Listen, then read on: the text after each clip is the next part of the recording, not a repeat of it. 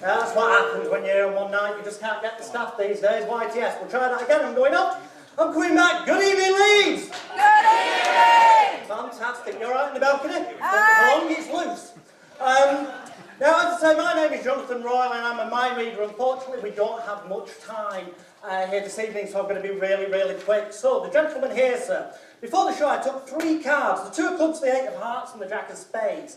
Now, I've done something to one of these cards, but I can't tell you yet, otherwise it defeats the object of the entire thing. You might be influenced by the jack of spades, because it's the only court card there. You may be influenced by the 8 of hearts, because it's the only red card there. Or you might think, I'll out-trick him and I'll go for the smallest card. So if you had to name just one card right now, which card would it be, sir? The gentleman down there. 2 of clubs. The 2 of clubs. That was a free choice, wasn't it? We've not set anything up in advance. Now, if you'd have picked the 8 of hearts, nothing special about that. If you'd have picked the jack of spades, nothing special about that. But thankfully, I managed to predict in advance that you would indeed pick the 2 of clubs. The only one with a red back. Thank you. Obviously, to read minds, we need volunteers. So ideally, I need 4 perfect strangers, please, if you could be so kind. And I'm sure that if these 4 people make their way up to this wonderful here stage, everyone will give them a huge round of peer group pressure. Thank you very much, sir. Just walk that way. That's fantastic. You can just come over here. Just stand there on that circle, just about there, under the 10-ton weight, that's perfect. Volunteer number 2, if you can spot this way, thank you very much indeed. So give me a round of applause as well. Just stand there on the trapdoor, that's wonderful. Thank you very much for coming up, sir, if you can just stand there, that's brilliant. And finally, this lady, a final round of applause, thank you very much indeed. Very great for you all to get up here. Now, as you're nearest to me, and because we haven't got much time, okay, I'm sorry, I'm going to be a little bit rude and not ask you names. I'm going to give you new names. You're now number 1. You're now number 2. You're number 3 and number 4. That's nice and easy for everyone, including myself, to remember. I'm going to try the most difficult thing with you, number 4, at the end. So I need to check we're in tune. So I've got 3 coloured envelopes here already at the start. We've got green, which is the colour of jealousy. Okay? We've got blue, which could be the colour of water. We've got red, which could be the colour of anger. There's positive traits to these colours as well, but I'm hoping that you'll be influenced by the colours to pick the ones that I hope to do. So please, just choose, name a colour for me now, if you would be so kind. Blue, okay? You sure about that?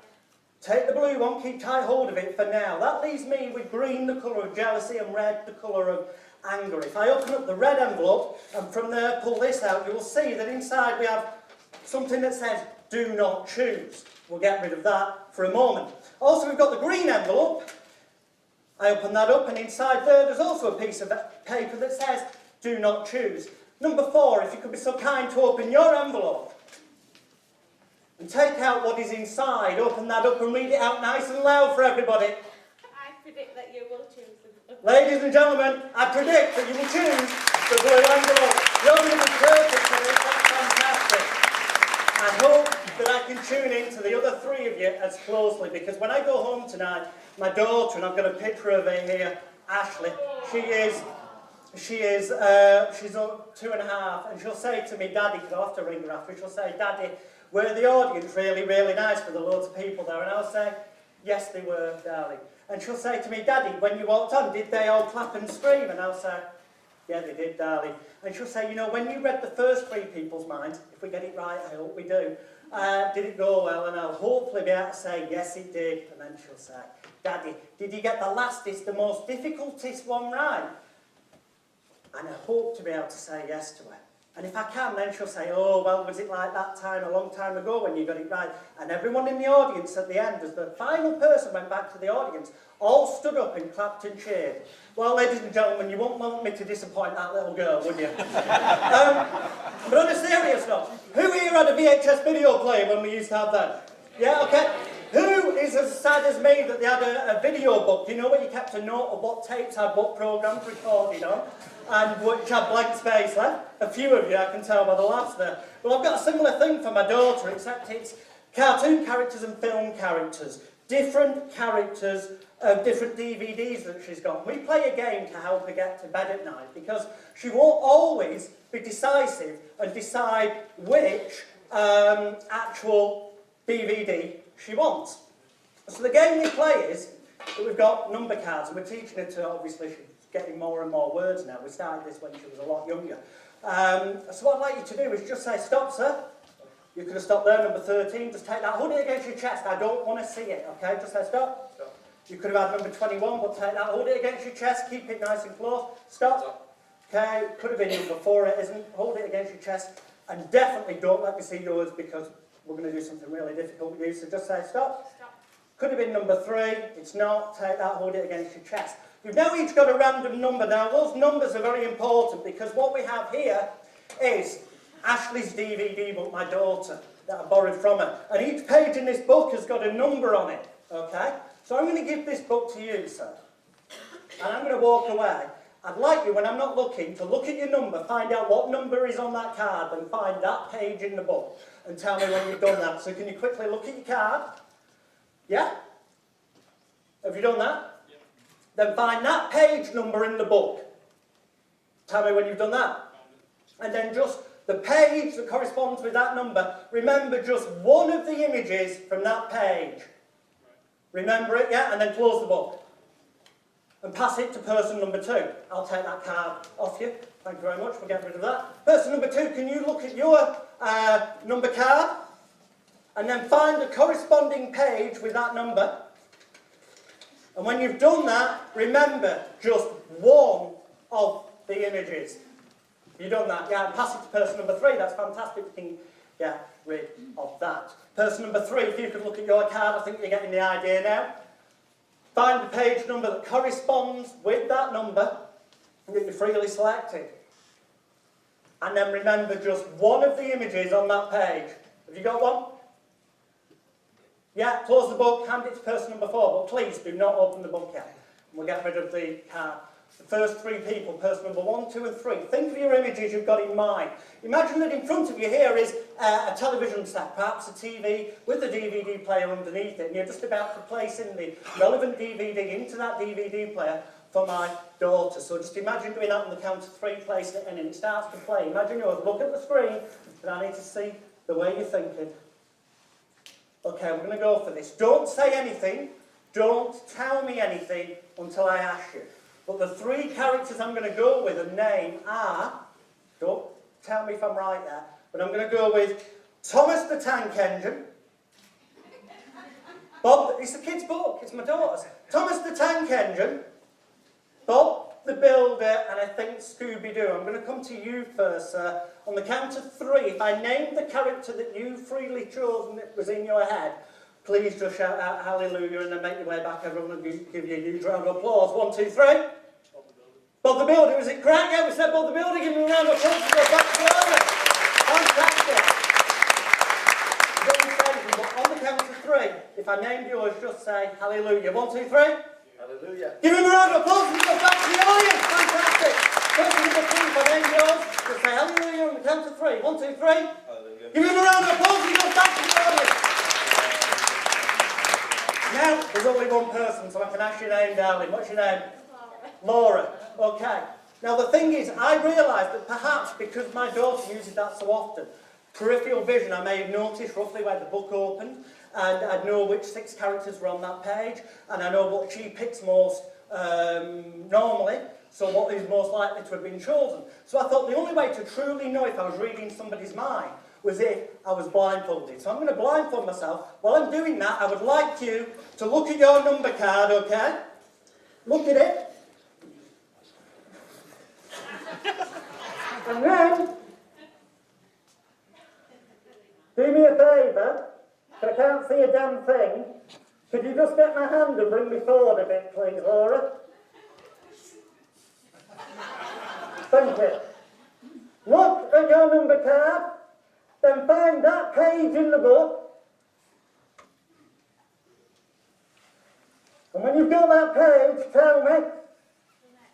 Remember, one image from that page, then close the book and place it onto the table, wherever that goddamn is now. And then if you could stand so that you are at the side of me, but looking sort of at me, Laura. And think of the character you've got in mind. Okay, if we get this right, everyone will go mad with applause as as you go back to the audience, here we go.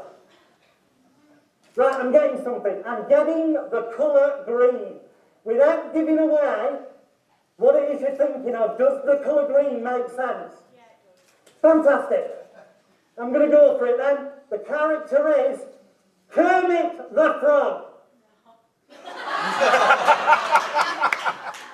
Laura, sorry about this, where are you? Where's your hand? Thank you for getting up. Sorry, some things don't always work. Give her a round of applause and still back. Come on, Laura. What character was it? Shrek. Okay, have you made your way back? Well, ladies and gentlemen, unfortunately it looks like I might have to tell lies to my daughter tonight, which is a shame. Because if we'd have got this right, I'm sure you'd have been all upstanding members of the audience, and we would have had a miracle. And then I saw her face. Ladies and gentlemen, my name's Jonathan Royle. Thank you, good night.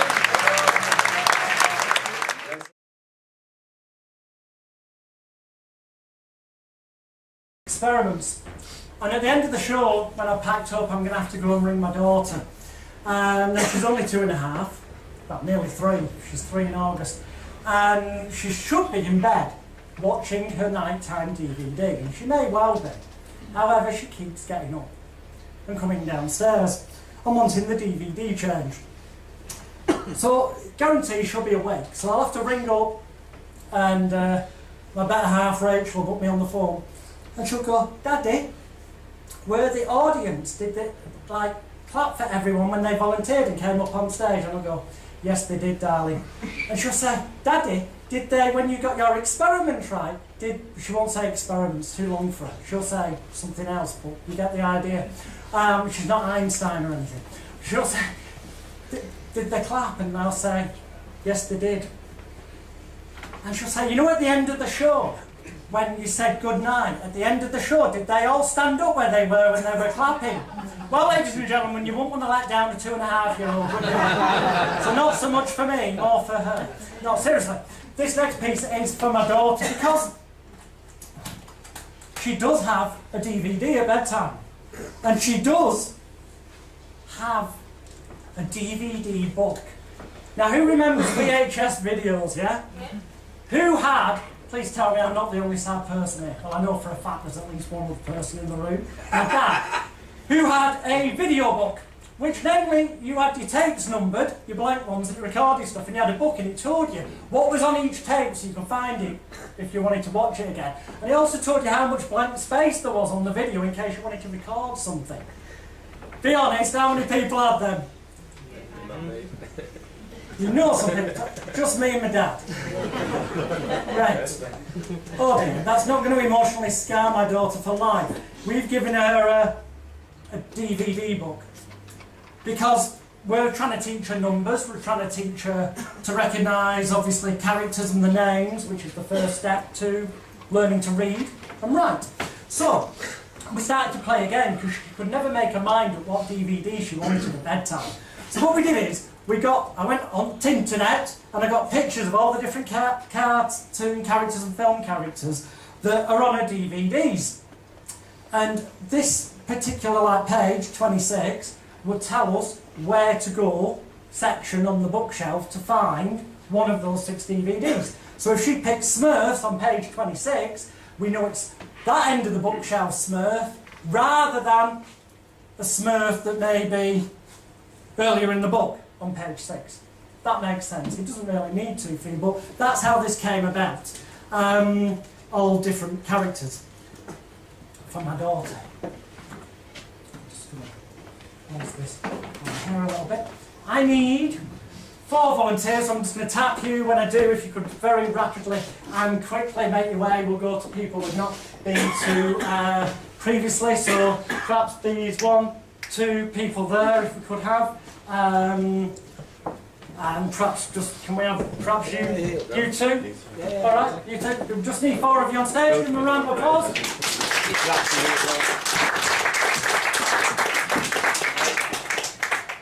Now, it'd be too easy just to give her the book and ask her to open the page. It wouldn't be enough of a game for her.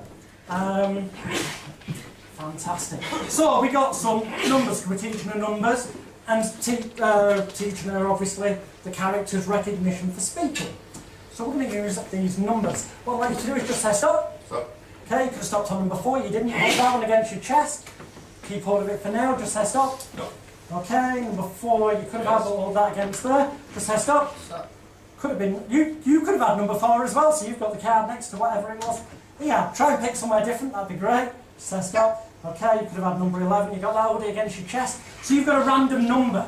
This is what we do with Ashleigh. She'd then find a number, and from that number she'd find the page in the book. So that's what we're going to do. In a moment I'm going to hand the book to you, sir. What I want you to do is then look at your number card, so only you know what it is, and then with the book facing you, find that page in the book with that corresponding number on, and remember just one of the characters on the page. So if you were to get page 2, you'd have a choice of Tweenies, Lazy Town, Bananas in Pyjamas, Ben and Holly, Bob the Builder, or Angelina Ballerina.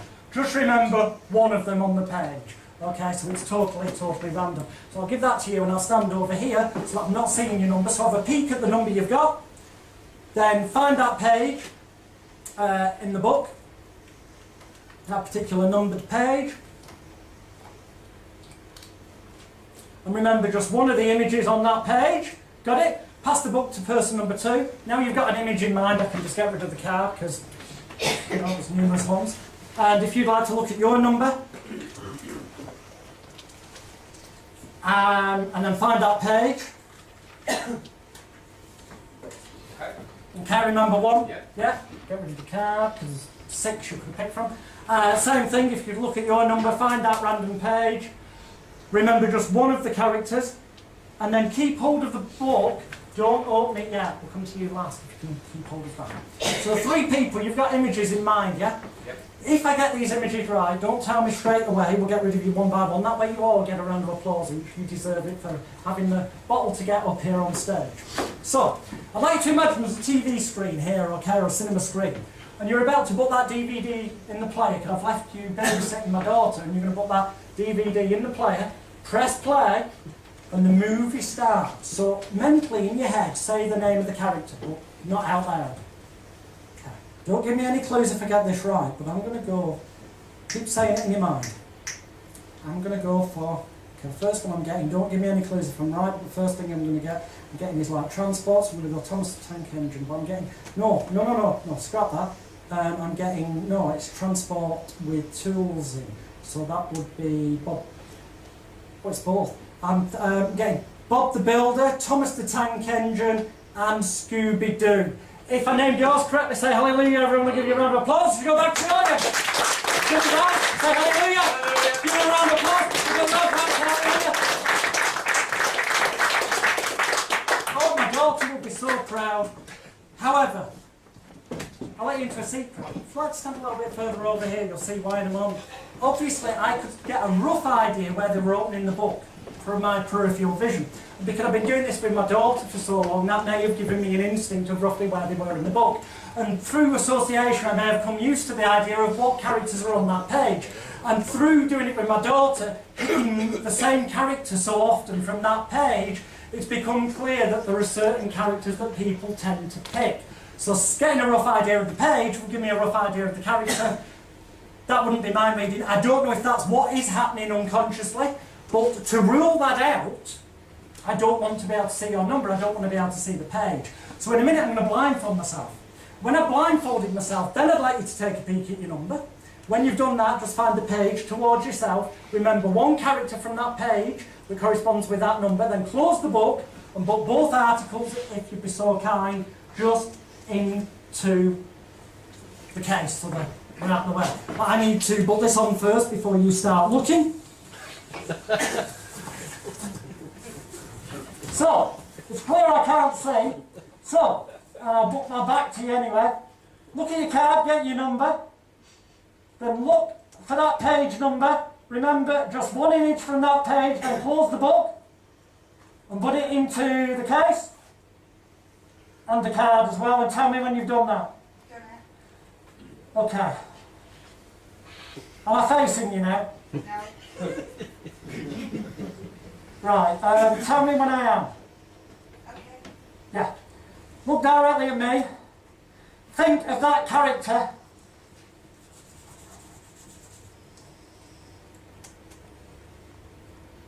Think of it playing on the TV screen. If I was to say to you, without giving it away, but would the colour green make sense to you? Yes. It would. Oh, cool. I'll commit to this then. It's Kermit the Frog. No. What was it? Shrek. Give her a round of applause as she goes back to the audience.